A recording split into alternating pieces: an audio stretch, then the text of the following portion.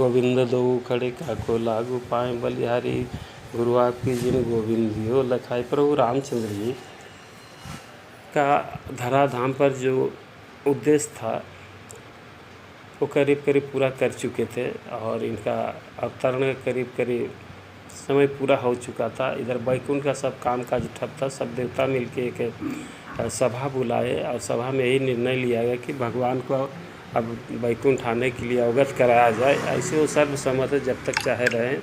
ये काम सौंपा गया जमराज जी को। जमराज जी आए, एक संत का रूप धारण कर लिए, बाहर में पहरा दे रहे थे लक्ष्मण जी। लक्ष्मण जी से आज्ञा लेके अंदर गए और बोले, प्रभु जब तक हमारा आपका वार्ता हो, इस वार्ता में कोई व्यवधान ना पड़े, और अगर कोई भी व्यवधान करे तो आप कृपा करें, कैसा व्यवस्था करें कि उसको आप मृत्यु दंड देंगे। भगवान बोला ऐसा ही होगा। लक्ष्मण को बुला के बोले कि लक्ष्मण, हमारा कोई बहुत ज़रूरी वार्ता चल रहा है और कोई भी आए तो आप अंदर आने नहीं देंगे, अन्यथा आप मृत्यु दंड के पात्र बनेंगे। जो आज्ञा करके लक्ष्मण जी खड़े हो गए दरवाज़ा पर। इधर जमराज अपना स्वरूप में आकर बोले, प्रभु सारे देवता मिलकर आप यही हम निर्णय लिए है कि अब नाथ आप बैकुंठ पधारिए, हम लोग को अनुग्रहित कीजिए।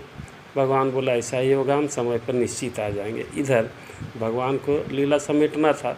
दुर्वासा जी को प्रेरित किए। दुर्वासा जी आए, लक्ष्मण जी रोक दिए, चरण पकड़ लिए कि हम आपको जाने नहीं देंगे। भगवान प्रभु रामचंद्र जी की आज्ञा नहीं है। बोले अगर आप जाने नहीं दोगे तो सुन लो, मैं भी दुर्वासा हूँ, मैं अभिशाप देके पूरा अयोध्या के जला के भस्म कर दूँगा। अब देखिए लक्ष्मण जी बड़ा संकट में, अगर चले जाते हैं तो भगवान का वार्ता में व्यवधान होगा और लक्ष्मण जी को प्राणदंड मिल जाएगा, और अगर नहीं मानते हैं तो दुर्वासा जी पूरा अयोध्या को जला के भस्म कर देंगे। अब लक्ष्मण जी बड़ा संकट में पड़ गए। यही है हमारा विषय कि इसी स्थिति में भगवान रामचंद्र जी अपने प्राण प्रिय भाई लक्ष्मण जी को मृत्यु दंड दिए। अब कैसे देते हैं? लक्ष्मण जी सोचते हैं कि अयोध्या बच जाए, हमारा प्राण का बलिदान हो जाए, और जाके भगवान को जैसे ही हाथ जोड़ के कहे, जो धर्मराज थे सन्यासी बने हुए थे वो तो अपना चले गए, काम हो गया।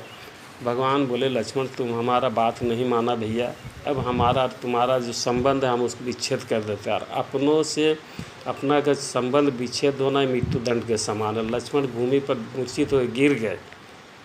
जब संभले तब भगवान मुंह फेर के बोले, लक्ष्मण तुमको हम ये भी आदेश देते हैं कि तुम अयोध्या छोड़ के अन्य तक चले जाओ। अब लक्ष्मण जी देखे कोई फ़ायदा नहीं है, वो सीधे सरजू जी में गए, जल समाधि ले लिए, अपना स्वरूप में जो शेष का स्वरूप उस स्वरूप में आगे चले गए। भैया ये प्रभु रामचंद्र जी पुरुषोत्तम है।